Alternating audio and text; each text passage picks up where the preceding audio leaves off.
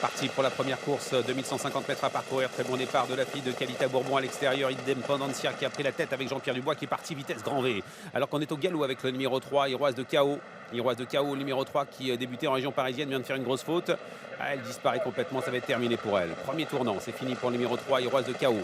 Premier virage, et Jean-Pierre Dubois a pris la tête avec la fille de Reddy Cash et de Kalita Bourbon qui d'un seul coup s'est propulsé en tête et a pris 10 mètres d'avance. En tête de course donc Independencia avec en deuxième position à l'extérieur et se rapprochant une casaque jaune.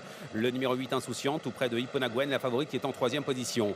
On retrouve ensuite à la corde le numéro 1 Incredible Life avec un petit peu plus loin également la casaque jaune et bleue de Jean-Luc. Le numéro 7 Imiko Giel qui vient maintenant en cinquième position avec dans son sillage le numéro 2 Indy Duchesne. On va passer devant les tribunes. Seul en tête le numéro 6 Independencia.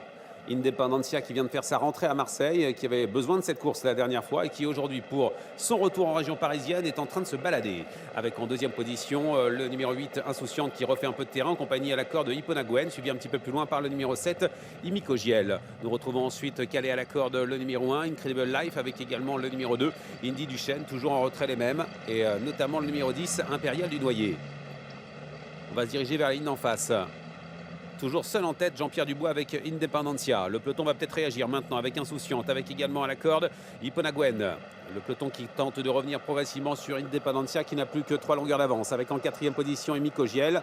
Ouais, on voit que les deuxième et troisième ont fortement accéléré. Le reste du peloton essaie de réagir, mais c'est un peu difficile.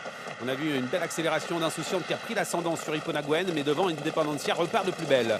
Direction le dernier tournant. Avec Independencia, le numéro 6 qui est seul en tête. Avec en deuxième position à 3-4 longueurs Insouciante, suivi par Hipponaguen avec à la corde. Et se rapprochant maintenant le numéro 7 Imiko Giel qui a plongé en dedans. Avec dans son sillage également le numéro 1 Incredible Life. On se dirige vers le dernier tournant avec toujours Independencia qui est seul en tête. Independencia qui bientôt à 500 mètres de l'arrivée contrôle les opérations. Insouciante est lancée à sa poursuite avec à l'extérieur Hipponaguen suivi par Imiko Giel qui est toujours également en contact. Elle est en 3-4e position. On est bientôt à l'entrée de la ligne droite. Oh, faute de Insouciante.